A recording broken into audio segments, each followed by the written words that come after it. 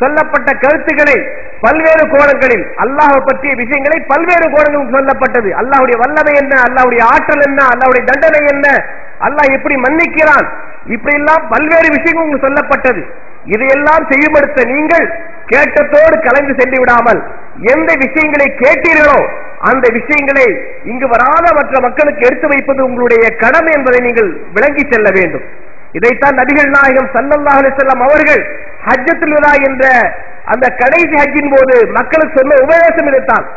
யா அய்யுஹன் நாஸ் லஅல்லி லா அல்காகும் பாதா மிக்கும் ஹாதா, மனிதர்களே, ஜனங்களே, இந்த வருடத்திற்கு பிறகு அடுத்த வருடம் நான் உங்களை சந்திக்க மாட்டேன் என்று நான் கருதுகிறேன். இதுதான் என்னுடைய கடைசி சந்திப்பாக இருக்கலாம். எனவே நான் இங்கு ஆற்றக்கூடிய உரைகளை நீங்கள் கவனமாக கேளுங்கள். கேட்டு பல் யுபல்லிகு ஷாஹிது மின்குமுல் காயிப், இங்கு வருகை தந்திருக்கக்கூடியவர்கள் வருகை தராத மக்களுக்கு நீங்கள் எடுத்து வைத்து விடுங்கள் என்று நபிகள் நாயகம் ஸல்லல்லாஹு அலைஹி வஸல்லம் சொன்னார்களே, அதே சொல்லை நான் உங்களுக்கு சொல்லுகிறேன். இங்கு வருகை தந்திருக்கக்கூடிய மக்கள் என்னென்ன விஷயங்கள் நீங்கள் கேட்டீர்களோ அதில் நல்லவற்றை தனவாக்கிக் கொண்டு தன்னுடைய வாழ்க்கையில் கடைபிடிப்பதோடு மற்ற மக்களுக்கும் எடுத்து சொல்லக்கூடிய ஒரு வேட்கை, ஒரு வேகம், ஒரு உணர்வு, ஒரு உந்துதல் உங்களிடம் இருந்தாக வேண்டும். அதுதான் இந்த மாநாட்டுடைய நோக்கமும் கூட. அன்பிற்குரித்தானவர்களே, இதை பற்றி மறுமையில் நாம் விசாரிக்கப்படுவோம். நபிமார்கள், அல்லாஹ் தஆலா நபிமார்கள் எழுப்பி அந்த நபிமார்களை கேள்வி கேட்பான். அந்த நபிமார்கள் எந்த விஷயத்தை அல்லாஹ்வுக்கு சொன்னானோ அந்த விஷயத்தை அந்த உம்மத்திற்கு எடுத்து வைத்தாங்க கேட்போம். அதுபோன்று இந்த சமுதாயத்தை சேர்ந்த ஒவ்வொருவரும் அல்லாஹ்விடத்தில் கேள்வி கேட்கப்படுவார். மார்க்கத்தை பற்றி அறிந்து கொண்ட நாம் இந்த மார்க்கத்தை மற்றவர்களுக்கு எந்த வகையில் எடுத்து வைத்தோம், எடுத்து வைப்பதற்கான வாய்ப்புகளை எப்படி நாம் உருவாக்கி கொண்டோம், அதற்காக என்னென்ன முயற்சிகளை செய்தோம் என்ற கேள்வி நிச்சயமாக வரும். எல்லோருக்கும் உண்டு. யார் யாருக்கெல்லாம் மார்க்கத்தை பற்றி எந்த அளவுக்கு தெரியுமோ அதை மற்றவருக்கு எடுத்து வைப்பது அவருடைய மீது கட்டாய கடமை நாம் மறுத்து விடக்கூடாது. நபிகள் நாயகம் ஸல்லல்லாஹு சொல்கிறார்கள், பல்லிகு அன்னி வலவ் ஆயா, என் மூலமாக ஒரு விஷயம் உங்களுக்கு தெரியும், என்னை பற்றி ஒரு விஷயம் உங்களுக்கு தெரிந்தாலும் அதை மற்ற மக்களுக்கு நீ கன்வே பண்ணிடுங்க, எடுத்து வைத்து விடுங்கள். அந்த எண்ணத்தோடு அந்த சிந்தனையோடு நீங்கள் இந்த கூட்டத்தில் அமர்ந்திருக்க வேண்டும். இங்கு எவ்வளவு நல்ல அழகான அற்புதமான கருத்துக்களை குர்ஆன் ஹதீஸ் ஆதாரங்களோடு, சும்மா அல்ல, கதைகள் அல்ல, குர்ஆன் ஹதீஸ் ஆதாரங்களோடு உங்களுக்கு பல்வேறு விஷயங்கள் இங்கு சொல்லப்பட்டது. வந்தோம், கூடினோம், கலைந்தோம், ஒருவரை சந்தித்தோம், உண்டோம், வருகினோம், தூங்கினோம், கலைந்து சென்றோம் என்று இருக்கக்கூடாது. வந்த நோக்கம் நிறைவேற வேண்டும். இவ்வளவு சிரமப்பட்டு கஷ்டப்பட்டு பொருளாதாரத்தை செலவு செய்து உறவினர்கள் எல்லாம் விட்டு இங்க வந்து இருக்கீங்களே, இதனுடைய நோக்கம் என்ன? படைத்த இறைவனை அறிந்து கொள்ள வேண்டும். அறிந்து கொண்ட இறைவனை பற்றி பிறருக்கு அறிமுகப்படுத்த வேண்டும் என்பதுதான். நாம் எதனை விரும்பி ஏற்று இங்க வந்திருக்கின்றோமோ அந்த விஷயத்தை மற்ற மக்களுக்கு கிடைக்க வேண்டும் என்று விரும்புவது கூட ஈமான். நபிகள் நாயகம் ஸல்லல்லாஹு அலைஹி வஸல்லம் சொல்லி காட்டுகிறார்கள், லா யுமினு அஹதுக்கும் ஹத்தா யுஹிப்ப லி அஹீஹி மா யுஹிப்பு லி நஃப்ஸிஹி. ஒரு மனிதன் தனக்கு எது நல்லது என்று விரும்புகிறானோ அது தன்னுடைய சகோதரருக்கும் கிடைக்க வேண்டும் என்று விரும்பாத வரைக்கும் ஒரு மனிதன் முஸ்லீமாக இருக்க மாட்டான். உங்களுக்கு இந்த இறைவை பற்றி தெரிந்து கொள்ள வேண்டும், விரும்பி வந்திருக்கிறீங்க, எதை விரும்புறீங்களோ அதை உங்களுக்கு சகோதரருக்கு விரும்புங்க, அவங்களுக்கு அறிமுகப்படுத்துங்க, அவர்களுக்கு இந்த விஷயங்களை கொண்டு செல்லுங்க. சீடிகள் போடப்படுது, புத்தகங்களுடைய நிறைய விஷயங்கள் வந்திருக்கு, இதையெல்லாம் வாங்கி உங்களால் வாயால் சொல்லக்கூடிய சூழ்நிலை இல்லை, உங்களால் சொல்லக்கூடிய சந்தர்ப்பம் கிடைக்கவில்லை என்னால் கூட சீடிக்கள் விநியோகிக்கப்படுகிறது. அந்த சீடிக்களை தான் சீடிக்கள் மூலமாக என்ன செய்யலாம், அந்த கருத்துக்களை மக்களுக்கு மத்தியிலே கொண்டு செல்லலாம். இதையாவது செய்ய முடியுமா அல்லவா? எந்தெந்த வகையில் எப்படியெல்லாம் அல்லாஹ்வை பற்றிய விஷயங்களை, அல்லாஹ்வுடைய ஆற்றல்களை, அல்லாஹ்வுடைய மேன்மைகளை, அல்லாஹ்வுடைய மார்க்கத்தை, நபிகள் நாயகம் ஸல்லல்லாஹு அலைஹி வஸல்லம் வழிகாட்டுதல்களை இந்த சமுதாயத்திற்கு கொண்டு செலுத்த முடியுமோ அத்தனை வழிவகைகளையும் கையாண்டு இந்த விஷயத்தை மக்களுக்கு கொண்டு செலுத்த நம்முடைய கட்டாய கடமை. இல்லையேல் அல்லாஹ்வுடைய சாபத்திற்கு நாம் ஆளாகிறோம் என்பதை மறந்துவிடக் கூடாது. இன்னல்லதீன யக்துமூன மா அன்ஸல்னா மினல் பையினாத்தி வல் ஹுதா மின் பாதி மா பையன்னாஹு லின்னாஸி ஃபில் கிதாப் உலாயிக யல்அனுஹுமுல்லாஹு யல்அனுஹுமுல் லாயினூன். தெளிவான வேதம் கொடுக்கப்பட்ட மக்கள் நாம். தெளிவான வேதம், அல்லாஹ் ஒருவரைத்தான் வணங்க வேண்டும் என்ற சித்தாந்தத்தை தாங்கிய மைய கருத்தாக வைத்த இருக்கக்கூடிய திருமறை குர்ஆன் இந்த திருமறை குர்ஆனுடைய போதனைகளை யார் மக்களுக்கு கொண்டு செலுத்தாமல் மறைக்கிறார்களோ அவர்கள் மீது அல்லாஹ்வுடைய சாபம் இறங்கும் என்று அல்லாஹ் தன் திருமறை குர்ஆன் சொல்லி காட்டுகிறான். இது அன்பிற்குரியவர்களே, சத்தியவாதிகளாக நாம், சத்தியத்தை உணர்ந்து கொண்ட நாம், ஏகத்துவத்தை உணர்ந்து கொண்ட நாம், அல்லாஹ் பற்றி அறிந்து கொண்ட நாம், எந்த விஷயங்களை நாம் அறிந்திருக்கின்றோமோ அந்த விஷயங்களை மற்ற மக்களுக்கு, மற்ற மனிதர்களுக்கு எடுத்து வைப்பது கட்டாய கடமை என்று மறந்துவிடக் கூடாது. அன்பிற்குரியவர்களே, படைப்பினங்களை வணங்கினால் என்னென்ன ஆபத்துகள் என்று நான் சொன்னேன். மிகப்பெரிய பாவம். இரண்டாவது, இணை வைத்தல் செயல். இதனால் நல்லறங்கள் பாதிக்கப்படும். மட்டுமல்ல, யார் அல்லாஹ் வணங்குகிறார்களோ அவர்களே மறுமையில் அதை நிராகரித்து விடுவார்கள். மட்டுமல்ல, அல்லாஹ்வை வணங்கக்கூடியவர்கள் அவர்களை அல்லாஹ்விடத்தில் யாருமே காப்பாற்ற முடியாது. நபியாக இருந்தாலும் கூட காப்பாற்ற முடியாது. அதற்கு ஒரே ஒரு சம்பவத்தை மாத்திரம் உங்களுடைய கவனத்துக்கு நான் கொண்டு வருகிறேன். சஹீஹுல் புகாரி என்ற ஹதீஸ் கிரந்தத்தில் இடம்பெறக்கூடிய சம்பவம். நபி இப்ராஹிம் அலைஹிஸ்ஸலாம் அவர்கள், இப்ராஹிம் அலைஹிஸ்ஸலாம் பற்றி நல்லாவே தெரியும். தியாக செம்மல், அல்லாஹ்வுடைய சோதனையில் அத்தனையும் வெற்றி பெற்றவர்கள். அல்லாஹ் எப்படிப்பட்ட சோதனையில் ஆழ்த்தினானோ எல்லா சோதனையிலும் வெற்றி பெற்றவர்கள் நபி இப்ராஹிம் அலைஹிஸ்ஸலாம் அவர்கள்.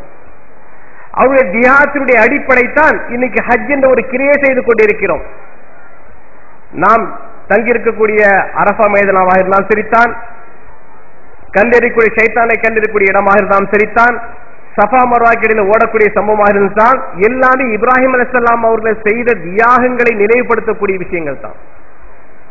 அப்படிப்பட்ட இப்ராஹிம் அலைஹிஸ்ஸலாம் அவர்கள், அல்லாஹுக்கு நெருக்கமான ஒரு நிலை இருந்த இப்ராஹிம் அலைஹிஸ்ஸலாம் அவர்கள் எந்த அளவிற்கு நாம் தொழுகையில் கூட என்ன செய்யறோம்? அல்லாஹும்ம ஸல்லி அலா முஹம்மதின் கமா ஸல்லைத அலா இப்ராஹிம்.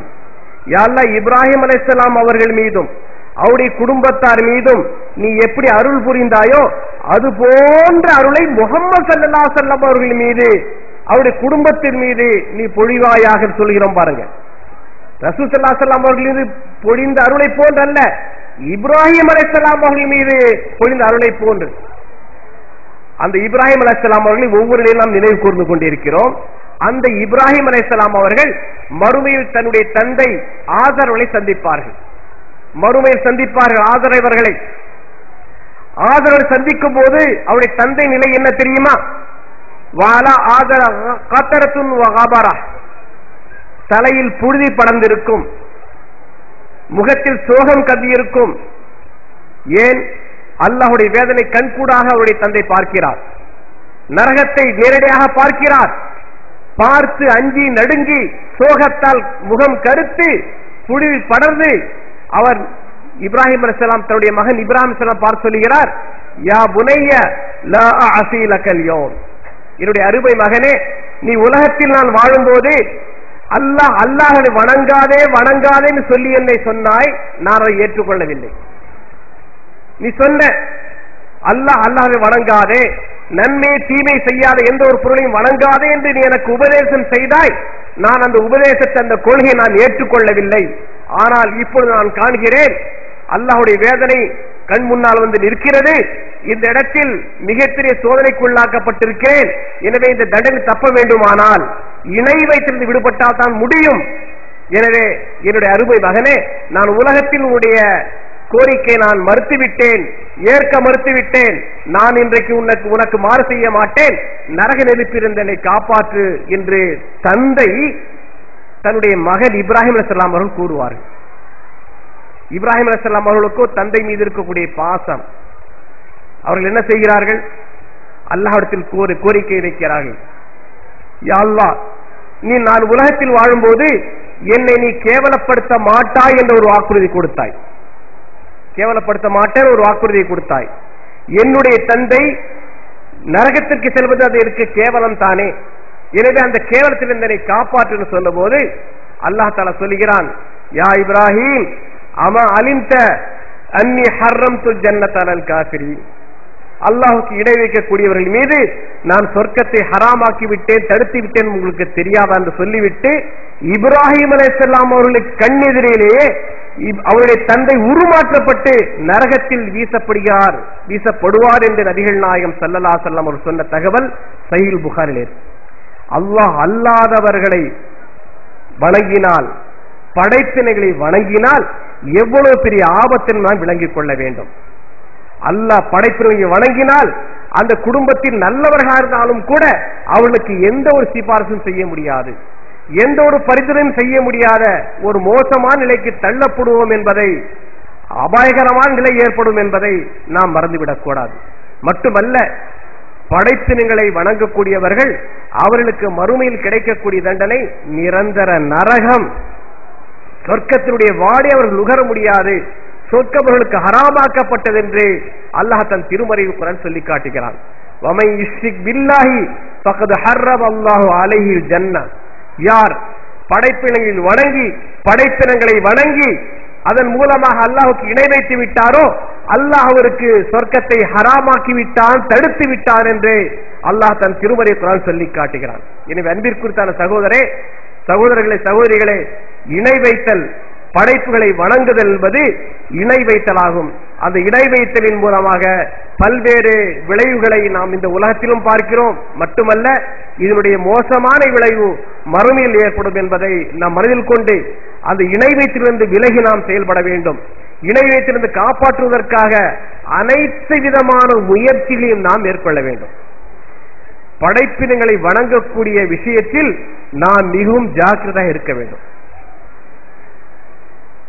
இணை வைத்தல் அவர் மிகப்பெரிய பாவம், அல்லாஹ்வால் ஒருபோதும் மன்னிக்க முடியாத பாவம். அதனை இறந்து விட்டால், உயிரோடு இருக்கிறவங்க இணை வைத்துட்ட மாவ மன்னிப்பு கேட்ட மன்னிச்சிடுவான். ஆனால் அதோடு அவன் இறந்து விட்டானே ஆனால் அல்லாஹ் மற்ற தீமைகள் எல்லாம் மன்னித்து விடுவான். நபிகள் நாயகம் ஸல்லல்லாஹு அலைஹி வஸல்லம் அவர் சொல்லுகிறார்கள், ஒரு கட்டத்தில் அல்லாஹ் தன் இணை வைத்தலை மன்னிக்க மாட்டான், மற்ற எல்லா பாவங்களையும் அவன் விபச்சாரம் செய்தாலும் திருடினாலும் அல்லாஹ் மன்னித்து விடுவான்.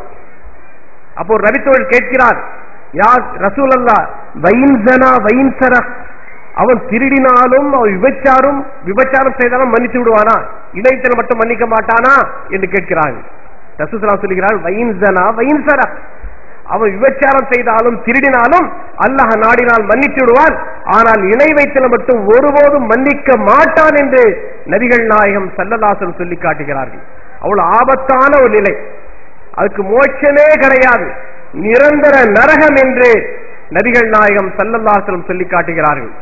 மனிதர்கள் படைப்புகளை வணங்கின் மூலமாக நம்முடைய உண்மையான வெற்றியை நாம் இழந்து விடுவோம் என்பதை நாம் தெளிவாக தெரிந்து கொள்ள வேண்டும். அல்லாஹ் திருமறை குர்ஆன் சொல்லி காட்டுகிறான், ஃபமன் ஸுஹ்ஸிஹ அனின் நாரி வ ஊதுஹிலல் ஜன்னah ஃபகத் ஃபாஸ். யார் நரகத்திலிருந்து அப்புறப்படுத்தப்பட்டு விட்டு சொர்க்கத்தில் நுழைய வைக்கப்படுகிறாரோ அவர்தான் மகத்தான வெற்றியை பெற்றுக் கொண்டார். அந்த மகத்தான வெற்றி இழக்கக்கூடிய நிலை உருவாகும் என்பதை நாம் மறந்துவிடக் கூடாது. அல்லாஹ் படைப்புகளை வணங்கின் மூலமாக இணை வைத்து விடுவோம். அப்படி இணை வைத்து விட்டால், அல்லாஹ் அந்த இணையான நிலையில் இறந்து விட்டால் அல்லாஹ் ஒருபோதும் மன்னிக்க மாட்டான், நரகம் தான் கிடைக்கும், சொர்க்கம் ஹராமாக்கப்படும் என்பதை இதைவிட வேறு வச்சிருக்கிறார். இது ஒண்ணுமே போதும், இது ஒன்றே ஒன்று போதும். படைப்புகளை வணங்கினால் நிரந்தர நரகம், படைப்புகளை வணங்கினால் சொர்க்கம் அவன் மீது அவனுக்கு ஹராமாக்கப்படும். படைப்புகளை வணங்கினால் நம்முடைய பெற்றோருடைய பிரார்த்தனை, நம்முடைய பிள்ளைகளை பிரார்த்தனை கூட அல்லாஹ் ஏற்றுக்கொள்ள மாட்டான். படைப்புகளை வணங்கினால் அந்த பெற்றோர்களுக்கு செய்யக்கூடிய பாவ மன்னிப்பு கூட அல்லாஹ் ஏற்றுக்கொள்ள மாட்டான். நபிகள் நாயகம் ஸல்லல்லாஹு அலைஹி வஸல்லம் அவர்களுக்கு இறக்கப்பட்ட அந்த திருமறை குர்ஆனை திறந்து பாருங்கள். மா கானலில் முஃமினீன யஸ்தக்ஃபிரு லில் முஷ்ரிகீன் வலவ் கானு உலி குர்பா. மூமின்கள் இணை வைக்கக்கூடியவர்களுக்கு பாவ மன்னிப்பு தேடுவது ஒருபோதும் கூடாது. பாவ மன்னிப்பு கூட தேடக்கூடாது அவங்களுக்காக. படைப்புகளை வணங்கி அல்லாஹுக்கு இணை வைத்து விடுவார்களே, ஆனால் அப்படிப்பட்டவர்களுக்கு என்ன செய்ய முடியாது, பாவ மன்னிப்பு கூட கேட்கக்கூடாது என்று அல்லாஹ் தஆலா திருமறை குர்ஆன் சொல்லி காட்டுகிறான். நபிகள் நாயகம் ஸல்லல்லாஹு அலைஹி வஸல்லம் அவர்கள் தன்னுடைய ஒரு முறை அழுது கொண்டிருக்கிறார்கள். சஹாபா பெருமக்கள் கேட்கிறார்கள், இறை தூதர் அவர்களே ஏன் அழுகிறீர்கள் என்று. அப்பொழுது நபிகள் நாயகம் ஸல்லல்லாஹு அலைஹி வஸல்லம் சொல்லி காட்டுகிறார்கள், என்னுடைய தாய்க்கு பாவ மன்னிப்பு தேடக்கூடிய அனுமதி அல்லாஹ்விடத்தில் நான் கேட்டேன். என்னுடைய தாய்க்கு பாவ மன்னிப்பு தேட வேண்டும் என்று அல்லாஹ்விடத்தில் நான் அனுமதி கேட்டேன். அல்லாஹ் அதற்கான அனுமதி எனக்கு வழங்கவில்லை. அவர்களுடைய அடக்கஸ்தலத்தை ஜியாரத் செய்யக்கூட அனுமதி கேட்டேன், அல்லாஹ் அந்த அனுமதி எனக்கு வழங்கினான் என்று நபிகள் நாயகம் ஸல்லல்லாஹு அலைஹி சொல்லி காட்டுகிறார்கள். ரசூல் ஸல்லல்லாஹு அலைஹி வஸல்லம் அவருடைய தன்னுடைய தாய் ஏகத்துவ கொள்கையில் இறக்காத காரணத்தினால், மௌத்தா போக காரணத்தினால் அந்த தாய்க்கு கூட பாவ மன்னிப்பு தேடக்கூடிய நிலை ரசூல் ஸல்லல்லாஹு அலைஹி வஸல்லம் உருவாகவில்லை. இது அன்பிற்குரித்தானவர்களே, ஒரு மிகப்பெரிய ஆபத்தை உருவாக்கக்கூடிய செயல்தான் படைப்புகளை வணங்குவது. இதை படைப்புகளை வணங்கினால் நம்முடைய நல்லறங்கள் பாழாவதோடு, அல்லாஹ்வுடைய சாபம் இறங்குவதோடு, மறுமையில் மிகப்பெரிய நஷ்டத்தை அடைவதோடு நிரந்தரமான நரகத்தில் தள்ளப்படுவோம் என்பதை புணர்ந்து கொண்டு, அல்லாஹ் அல்லாத எப்பொருளாக இருந்தாலும் யாராக இருந்தாலும் அவற்றை வணங்கக்கூடாது என்ற ஒரு சபதத்தோடு, ஒரு உறுதியோடு நாம் நம்முடைய வாழ்க்கையை எல்லா நிலைகளிலும் எல்லா சந்தர்ப்பங்களிலும் இது போன்ற ஒரு நிலையை நாம் கடைபிடித்தாக வேண்டும். அப்படி கடைபிடித்தோமேனால்தான் நாம் உண்மையாய் வெற்றியை பெற முடியும். அல்லாஹ் நம்மை எந்த நோக்கத்திற்காக படைத்தானோ அந்த நோக்கத்தை நிறைவேற்றக்கூடிய மக்களாக நாம் எல்லாம் அறிவோம். எனவே அந்த அடிப்படையில் இந்த 2 நாள் மாநாடு நடைபெற்றுக் கொண்டிருக்கிறது. கடைசி கட்டத்துக்கு நாம் வந்துவிட்டோம். இதற்கு பிறகு ஒரு முக்கிய உரை இருக்கிறது. இந்த உரை முடிந்த பிறகு இந்த அரங்கிலிருந்து செல்லும் பொழுது ஏக இறைவனை ஏற்றுக்கொண்ட நாம், ஏக இறைவனை பற்றி சொல்லப்பட்ட அத்தனை கருத்துக்களையும் விளங்கிக் கொண்ட நாம், கேட்ட அந்த கருத்துக்களை மற்ற மக்களுக்கு எடுத்து சொல்வோம் என்ற எண்ணத்தோடு கலந்து செல்லக்கூடிய ஒரு நல்ல வாய்ப்பை அல்லாஹ் நமக்கு தந்திட வேண்டும். அல்லாஹ் தன் திருமறையை குர்ஆன் சொல்லி காட்டுகிறான், ஃபபஷ்ஷிர் இபாதியல்லதீன யஸ்தமிஊனல் கௌல ஃபயத்தபிஊன அஹ்ஸனா. என்னுடைய அடியார்களில் எவர்கள் எல்லாவற்றையும் கேட்டு அதில் எது நல்லதோ அவற்றை தனதாக்கிக் கொண்டு தன்னுடைய வாழ்க்கையை கடைபிடிக்கிறாரோ அவருக்கு என்னுடைய நற்செய்தி சொல்லிவிடுங்கள் என்று அல்லாஹ் தஆலா திருமறை குர்ஆன் சொல்லி காட்டுகிறான். அப்படிப்பட்ட நற்செய்திகளை பெற்ற நற்செய்திகளுக்கு சொந்தக்காரர்களாக அல்லாஹ் நம்ம ஆட்சிகள் வந்து கேட்டுக்கொண்டு என்னுடைய இந்த உரையை முடித்துக் கொள்கிறேன். வாஹிரு தஅவானா அல்ஹம்துலில்லாஹி ரப்பில் ஆலமீன். அஸ்ஸலாமு அலைக்கும் வரஹ்மத்துல்லாஹி வபரகாத்துஹு. அல்ஹம்துலில்லாஹி ரப்பில் ஆலமீன். அல்ஹம்துலில்லாஹி அல்லதி ஹதானா லிஹாதா வமா குன்னா லினஹ்ததி லவ் கான அன் ஹதானா அல்லாஹ். அன்பிற்குரிய சகோதர சகோதரிகளே, அல்லாஹ்வுடைய மகத்தான கிருபையின் காரணத்தினால் படைத்தவனை இந்த மக்களிடத்திலே அறிமுகம் செய்கின்ற வாய்ப்பை அல்லாஹ் நம்மிடத்திலே வழங்கி இருக்கிறான். உங்களிடத்தில் அல்லாஹ்வுடைய தாக்கத்தை, அல்லாஹ்வுடைய மகத்துவத்தை இந்த 2 நாட்களில் இங்கே அறிமுகம் செய்து வைக்கப்பட்டிருக்கிறது என்று சொன்னால், இந்த மார்க்கத்தை உணர்ந்து கொண்டிருக்கிற மக்கள் ரசூலுல்லாஹி ஸல்லல்லாஹு அலைஹி வஸல்லம் அவர்கள் அந்த அரஃபா பெருவழியிலே தன்னுடைய மரணத்தின் இறுதியிலே அந்த மக்களிடத்தில் எப்படி இந்த சத்தியத்தை விட்டு சென்றார்களோ அதே போன்ற உடன்படிக்கையோடு இங்கு வந்திருக்கிற அத்துணை மக்களும் ஆண்களாக இருந்தாலும் சரி பெண்களாக இருந்தாலும் சரி அப்படிப்பட்ட உடன்படிக்கையோடு இந்த மாநாட்டை விட்டு நீங்கள் வெளியேறுகிறீர்கள். அப்படி வெளியேறுவது உண்மை என்று சொன்னால் மரணிக்கின்ற காலம் வரை ஒவ்வொரு மக்களும் படைத்தவனை யாருக்காவது அறிமுகம் செய்ய வேண்டும் என்ற லட்சிய நோக்கோடு வாழ வேண்டும் என்ற இந்த நேரத்திலே நாம் உங்களிடத்தில் கேட்டுக்கொள்கிறோம். சகோதரர்களே, மார்க்கத்தை உங்களிடத்தில் சொல்லுகின்ற பொழுது எந்த இடத்திலும் வரம்பு மீறி நடந்து கொள்ளாதீர்கள். சகோதரர்களே, சற்று முன்பு இந்த இடத்தில் சொற்பொழிவு நிகழ்த்தப்பட்ட பொழுது உங்களையும் அறியாமல் கைத்தட்டினீர்களே, அது போன்ற ஒரு நிலை எந்த நேரத்திலும் ஏற்பட்டுவிடக் கூடாது. அல்லாஹ்வை மறந்து உங்களுடைய சிந்தனையை மறந்து படைத்தவனை மாத்திரமே புகழக்கூடியவர்களாக நீங்கள் மாற வேண்டுமே ஒழிய எந்த நிலையும் கண்டு உணர்ச்சி வயப்பட்டு அல்லாஹ்வுக்கு மாற்றமான எந்த காரியத்தையும் சகோதரர்களே சகோதரிகளே எந்த சூழலிலும் நீங்கள் செய்து விடாதீர்கள். செய்தால் அல்லாஹ் ரப்பல் ஆலமீன் நம்மை விடமாட்டான் என்பதை இந்த நேரத்தில் சொல்லிக்கொள்ள கடமைப்பட்டிருக்கிறோம். தாயுடைய வயிறிலிருந்து ஒன்றுமே அறியாதவர்களாக அல்லாஹ் நம்மை பிறக்க வைத்தான்.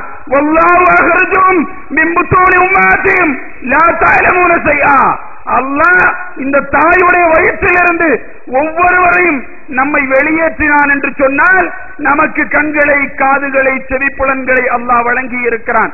அதை கொண்டு அத்துணை விஷயங்களையும் இந்த 2 நாட்களாக நீங்கள் கேட்டிருக்கிறீர்கள் என்றால் லஅல்லக்கும் தஷ்குரூன், அல்லாஹ்விற்கு நீங்கள் நன்றி செலுத்துங்கள் சகோதரர்களே. அந்த நன்றி இறைவனுடைய மார்க்கத்தை மக்களுக்கு சொல்வதாக அமையட்டும் சகோதரர்களே. அப்படிப்பட்ட வாய்ப்பை அல்லாஹ் ரப்பல் ஆலமீன் நம் அனைவருக்கும் வழங்கி இருக்கிறான். இந்த இடத்திற்கு தங்களுடைய வேலைகளை விட்டு, தங்களுடைய பொருளாதாரத்தை சேகரிப்பதை விட்டு அல்லாஹ்வை தெரிய வேண்டும், அல்லாஹ்வுடைய ஆற்றலை புரிய வேண்டும், அவனுடைய மகத்துவத்தை உணர்ந்து கொள்ள வேண்டும் என்று யாரெல்லாம் தங்களுடைய பொருளாதாரத்தை, நேரத்தை, உழைப்பை அத்தனையும் விட்டுவிட்டு இங்கு வந்தார்களோ அந்த மக்களிடத்தில் அல்லாஹ் தஆலா ஏற்படுத்தி இருக்கிற அந்த அற்புதத்தை நீங்கள் தெரிந்து கொண்டிருக்கிறீர்கள். அதற்கு வழிவகை செய்து கொண்ட வாய்ப்பை அல்லாஹ் ரப்பல் ஆலமீன் எங்களுக்கு வழங்கினானே, அதற்காக வேண்டி நாங்கள் அல்லாஹ்விற்கு நன்றி செலுத்துகிறோம். முதலில் நாங்கள் அல்லாஹ்விற்கு நன்றி செலுத்துகிறோம் அந்த வாய்ப்பை எங்களுக்கு வழங்கியதற்காக வேண்டி. அடுத்து அதை நீங்கள் கேட்டு இந்த விஷயத்தை புரிந்து கொண்டீர்களே, அதற்காக வேண்டி நீங்களும் அல்லாஹ்விற்கு நன்றி செலுத்துங்கள். இங்கு வந்திருக்கிற எல்லா மக்களுக்கும், ஆண்களாக இருந்தாலும் சரி, பெண்களாக இருந்தாலும் சரி, கிறிஸ்தவர்களாக இருந்தாலும் சரி, இந்துக்களாக இருந்தாலும் சரி, காவல்துறை அதிகாரிகளாக இருந்தாலும் சரி, எல்லா மக்களுக்கும் இந்த ஜமாத்தின் சார்பாக நாங்கள் நன்றிதனை, மனமார்ந்த நன்றிதனை நாங்கள் தெரிவித்துக் கொள்கிறோம் சகோதரர்களே. இந்த இடத்தில் இப்படிப்பட்ட இடத்தை கொடுத்து உதவிய இந்த இடத்துடைய உதவியாளர், இந்த